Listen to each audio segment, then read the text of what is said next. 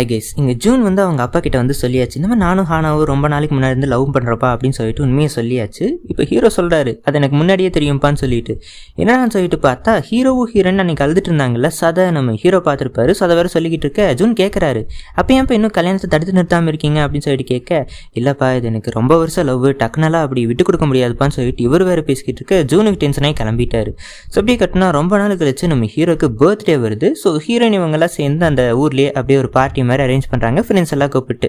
So ஹீரோனோட அம்மா வந்து ஜூனியும் கூப்பிட்டுருப்பாங்க அந்த பார்ட்டிக்கு. ஸோ அவரு வந்து உட்காந்துக்கிட்டு இருக்காரு, சில ஜாலியாக பேசிக்கிட்டு இருக்காங்க. அந்த ஃப்ரெண்ட்ஸ் இருக்காங்களா, அவங்க பேசிக்கிட்டு இருக்காங்க, ஹீரோ புகழ்ந்து பேசிக்கிட்டு இருக்காங்க. இவர் இருக்காரு, இவருக்கு பிடிச்சவங்களுக்காக என்ன வேணா பண்ணுவார், சின்ன வயசில் லவ்வையே விட்டு கொடுத்தாரு தெரியுமா அப்படின்னு சொல்லிட்டு இவங்க பேசிக்கிட்டு இருக்க ஜூனுக்கு டென்ஷன் ஆயிடுச்சு.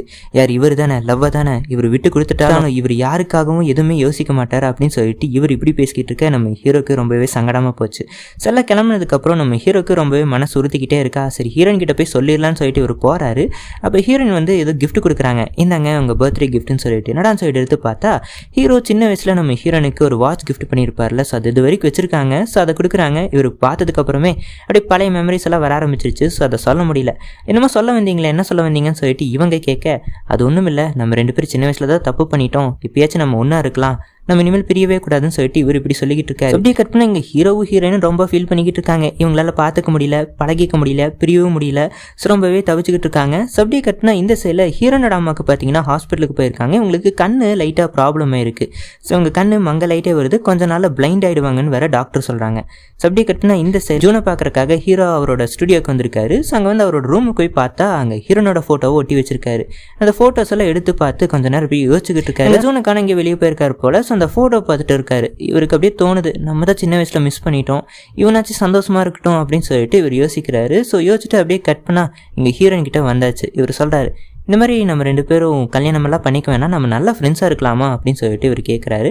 ஹீரோயின் எதுவுமே டக்குன்னு யோசிக்காமல் புரிஞ்சுக்கிட்டு, ஓகே பரவாயில்ல, அது எனக்கு கரெக்டாக தான் படுது, நம்ம சுற்றி இருக்கிறவங்களாம் பாதிப்பாங்க அப்படின்னு சொல்லிட்டு ஹீரோயின் ஒத்துக்கிட்டாங்க. ஸோ இவர் இங்கேயோ ஒரு வாரம் வெளியே போகிறேன்னு சொல்லிட்டு இவர் கிளம்பிட்டாரு. ஸோ நம்ம ஹானாவையும் ஜூனியும் கூப்பிட்டு ஹீரோயின் இந்த விஷயத்த சொல்லிக்கிட்டு இருக்காங்க, இந்த மாதிரி எங்கள் கல்யாணம் நின்றுச்சு அப்படின்னு சொன்னதுக்கு அப்புறமே ஜூனுக்கு ஷாக் ஆயிடுச்சு.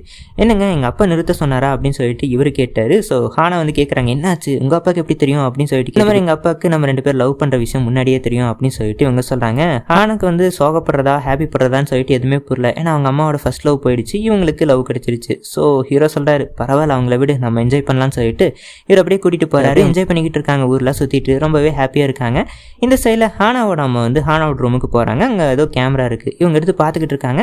ஹானாவோட ஃபோட்டோஸாக பார்த்துக்கிட்டு இருக்காங்களா. அப்போ அப்படியே பார்த்தா ஹானாவும் ஜூனும் ஒன்றா ஃபோட்டோ எடுத்திருக்காங்க. அப்போ தான் இவங்களுக்கு புரியுது ஏன் ஹீரோ கல்யாணத்தை நிறுத்துறாருன்னு சொல்லிட்டு. ஸோ அதுக்கப்புறம் ஹானாவை கூப்பிட்டு வச்சு ஹீரோயின் பேசிக்கிட்டு இருக்காங்க, இந்த மாதிரி நீ ஜூனை லவ் பண்ணுறியா அப்படின்னு சொல்லிட்டு கேட்க, இவங்களும் எல்லா விஷயத்தையும் சொல்லி விட்றாங்க. சாரிம்மா அப்படி இப்படின்னு சொல்லிட்டு, பரவாயில்லம்மா நீ ஹாப்பியாக இருந்தாலே எனக்கு ஓகே தான், ஒரு நாள் ஜூனை வீட்டுக்கு கூட்டிகிட்டு வா பேசலாம் அப்படின்னு சொல்லிட்டு ஹீரோயினும் சொல்லிக்கிட்டு இருக்காங்க. ஸோ அப்படியே கட் பண்ணால் ஜூன் வந்து ஹானாவோட அம்மாவை பார்க்கறக்காக ஊருக்கு வந்திருக்காரு. இங்கே ஹானாவா காணோம். ஸோ அம்மா தான் இருக்காங்க, சரி அம்மா கிட்ட போய் பேசலாம்னு சொல்லிட்டு இவர் உள்ளே வந்துகிட்டு இருக்காரு.